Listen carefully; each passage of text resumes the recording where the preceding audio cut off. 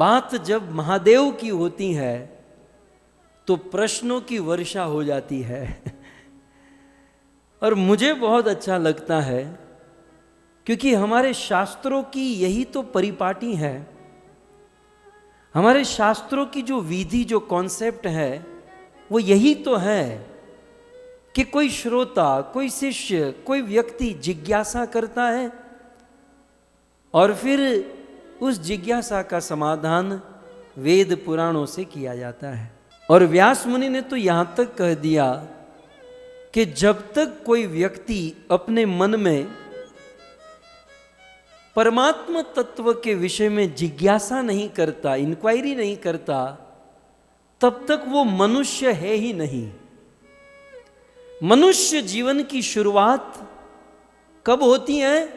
जब हमारे मन में प्रश्न उठने लगे कि भाई मैं कौन हूं, मैं इस दुनिया में क्यों आया, भगवान कौन है, परमात्मा कौन है, शिवजी कौन है, कृष्ण कौन है। जब इस प्रकार की जिज्ञासा होने लगे तो समझो कि अब मनुष्य जीवन की शुरुआत हो रही है। एक महानुभाव का प्रश्न आया, भारत तेलंगाना से, आदिलाबाद सिटी से विनेश जी का प्रश्न है, What is the mood of the devotee should be there for serving Lord Shiva?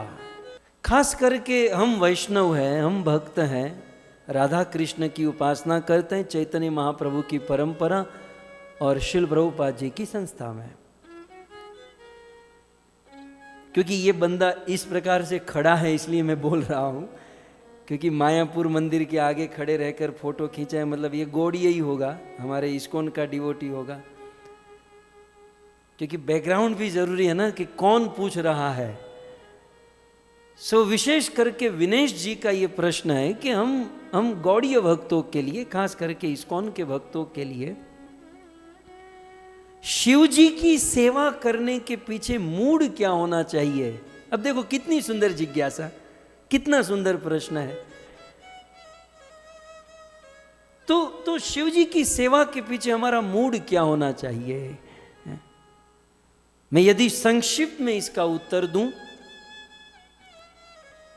तो शिव जी की सेवा के पीछे हमारा मूड कि हे देवाधिदेव महादेव, आपका भगवान श्री कृष्ण के प्रति जो अनुराग है, आपका भगवान श्री कृष्ण के प्रति जो प्रेम है, कृष्ण जब बांसुरी बजाते हैं और रासलीला प्रारंभ होती है और महादेव आप अपना सब कुछ सुध बुध छोड़कर उस रासलीला में प्रविष्ट होते हो, जिस प्रकार से आपका प्रेम भगवान श्री कृष्ण से है उतना तो नहीं हो सकता, लेकिन उस प्रेम की एक बूंद यदि हमें मिल जाए तो हम धन्य हो जाए। यह है हमारा मूड शिव जी की सेवा और शिव जी की पूजा के प्रति।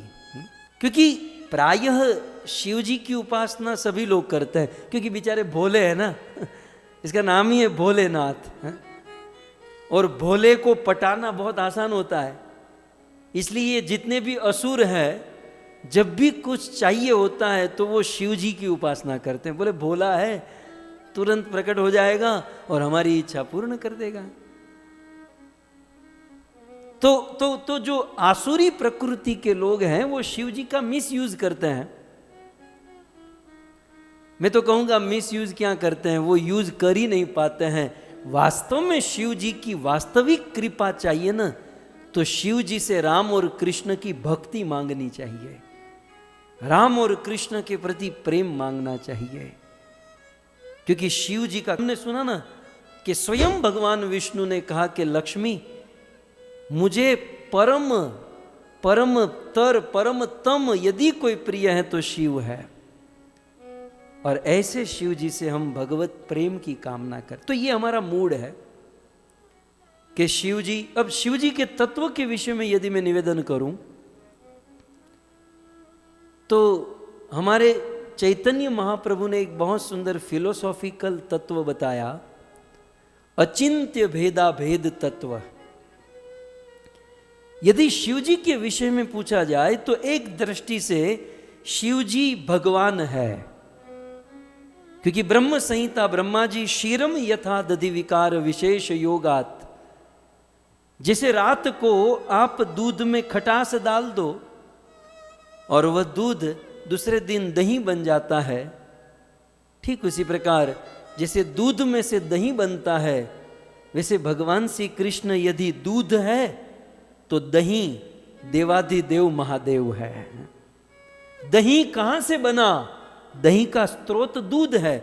एक दृष्टि से देखा जाए तो दूध और दही में कोई अंतर नहीं, क्योंकि दूध से ही दही बना है एक दृष्टि से। तो इसका अर्थ यह हुआ कि भगवान कृष्ण में और शिव जी में कोई अंतर नहीं है, क्योंकि कृष्ण ही शिव बने हैं। लेकिन एक अंतर होगा कि दूध में से दही बन सकता है, दही में से दूध नहीं बन सकता, वो रिवर्स नहीं हो सकता। तो इसे कहते हैं अचिंत्य भेदाभेद तत्व। और अचिंत्य भेदाभेद क्या है कि एक दृष्टि से शिव जी भगवान है, क्योंकि दूध में से दही बना, कृष्ण का ही एक्सपांशन शिव जी कृष्ण से ही हुए। और एक दृष्टि से देखा जाए तो शिव जी वैष्णव है, भगवान के भक्त है।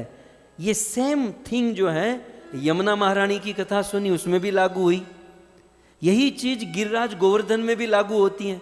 गोवर्धन कौन? भगवान के हृदय का टुकड़ा, इसलिए गोवर्धन स्वयं भगवान है। और हंताय बद्री अबला हरिदास वर्य, और गोवर्धन हरि के दासों में वर्य है। यमुना महारानी स्वयं कृष्ण भी है और कृष्ण की भक्त भी है। ठीक उसी प्रकार शिव जी भगवान भी हैं और भगवान के भक्त भी हैं, दोनों है। ये जो हमारे बंदे हैं, इसका प्रश्न है कि मूड शिव जी की सेवा के पीछे मूड क्या होना? सेवा तो बाद में करेंगे, पहले रिलेशन क्या है ये तो देखो।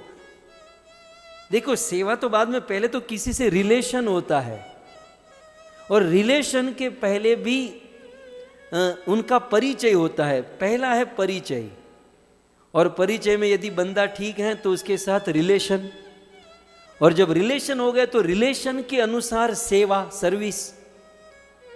तो हमारे विनेश जी ने सीधा तीसरा प्रश्न पूछ दिया। मैं पहले से शुरू कर रहा हूं कि भाई सबसे पहले शिव जी का तत्व वो भगवान है और भक्त है। अब पहले हमें ये समझना है कि हम किस सिद्धांत में चलेंगे। तो ये पवित्र ब्रह्म मध्व गौड़ीय धारा या भागवतीय सिद्धांत की बात करूं तो श्रीमद् भागवत में शिव जी को भगवान स्वीकार नहीं, यद्यपि भगवान है, लेकिन भागवत ने शिव जी को भगवान स्वीकार नहीं किया। भागवत ने क्या कहा? निम्न गाना यथा गंगा देवानाम अच्युतो यथा वैष्णवा नाम यथा शंभो। भागवत के अनुसार शिव जी कौन है? शिव जी समस्त वैष्णवों में शिरमौर, समस्त वैष्णवों में सबसे उत्तम, वैष्णवों के मुकुटमणि। तो भागवत का ये सिद्धांत है कि शिव जी वैष्णव के शिरमौर। और इसीलिए क्योंकि हम भागवत फॉलो करते हैं, इसलिए ब्रह्म मध्व गौड़ीय धारा में शिव जी को, यद्यपि वे भगवान है, गिरिराज गोवर्धन भगवान है, यमुना महारानी भगवान है, लेकिन उन्होंने अपने आप को भक्त के रूप में स्वीकार किया, गोवर्धन ने भक्त के रूप में स्वीकार किया। ठीक उसी प्रकार शिव जी ने अपने आप को वैष्णव के रूप में स्वीकार किया, और हम इस तत्व को स्वीकार करते हैं। तो सबसे पहले परिचय है शिव जी का, वैष्णवा नाम यथा शंभो। अब परिचय के बाद हमारा संबंध यह है कि क्योंकि वैष्णवों में शिरमौर है, इसलिए वैष्णवता के नाते शिव जी हमारे सीनियर या हमारे गुरु है। और इसके अनुसार सेवा क्या होगी? हमें शिव जी से कामना करनी चाहिए कि हमें आशीर्वाद दीजिए, हम पर कृपा कीजिए कि जैसे आपकी भगवान से प्रेम है, संबंध भक्ति है, वैसे हमारी भी भक्ति हो जाए। ये मूड, ये स्वरूप और ये संबंध शिव जी के प्रति होना चाहिए, जहाँ तक शास्त्रों का अध्ययन है।